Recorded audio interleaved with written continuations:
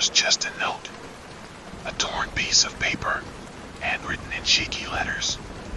But what was written on it changed everything. If you're the type of person who believes that objects don't have souls, get ready to change your mind. In the note, you'll dive into a true story of psychological and supernatural horror that involves an invisible entity, unexplained deaths, and a curse passed from hand to hand. Through something as banal as a simple note. This video will keep you hooked from start to finish, with twists and turns that defy logic, moments of pure tension, and a mystery that only deepens with each line you read. It doesn't matter if you're a skeptic or a psychic, after learning the story of the note, you'll never look at a piece of paper the same way again. It all started at a garage sale in the quiet town of Providence. Sarah, a young literature teacher, liked to collect old objects to inspire her writing. That's how she found the wooden box, covered in dust, hidden under a pile of books. The box had no key, but it was ajar. Inside was just one item, a carefully folded, yellowed note. Upon opening it, Sarah read just 7 words, written in faded red ink. If you read it, it's already too late. At first, she thought it was just a joke. A play. Something left by a frustrated writer. She put the note on her desk and thought nothing more about it, until things started to change. That night, her cat disappeared. She heard meowing coming from inside the walls, but found nothing. Days later, her plants all wilted at once, even though they had been watered. And then came the nightmares.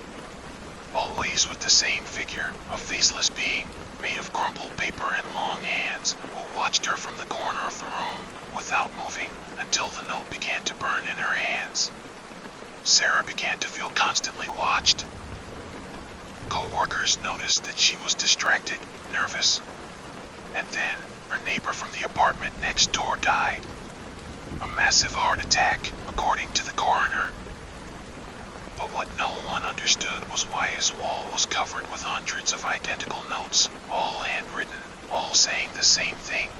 If you read it, it's too late. Scared, Sarah decided to investigate the origin of that note. She visited libraries and obscure online forums until she found something frightening.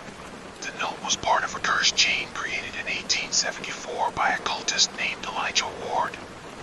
Ward believed that ancestral entities could be summoned through the written word. He created the note as a way to summon the entity Emesh, the Whisperer.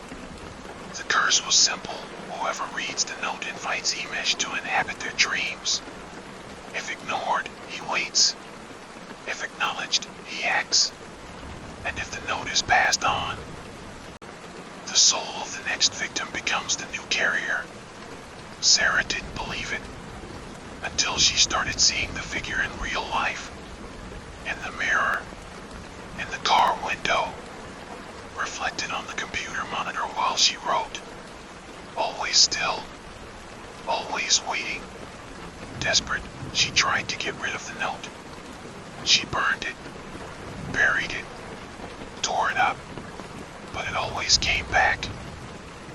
It appeared on the doorstep, in the coat pocket, in the glove compartment, as if it were glued to her existence. She began writing fake notes, trying to trick the curse. Nothing worked.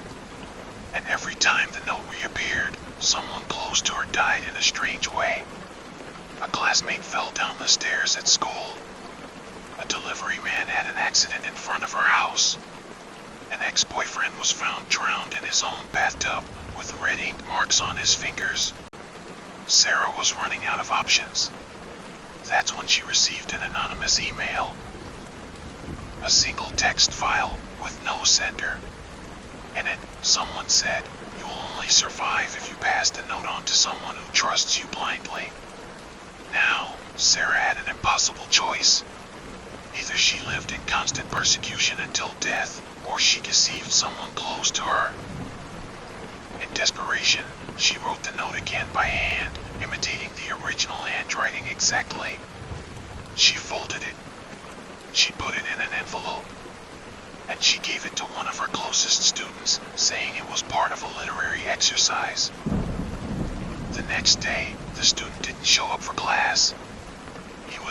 seen again. Sarah cried, but when she got home, the note was gone. For the first time, the nightmare seemed over. She returned to her life. She continued teaching. She tried to forget, but weeks later, she received a letter with no return address.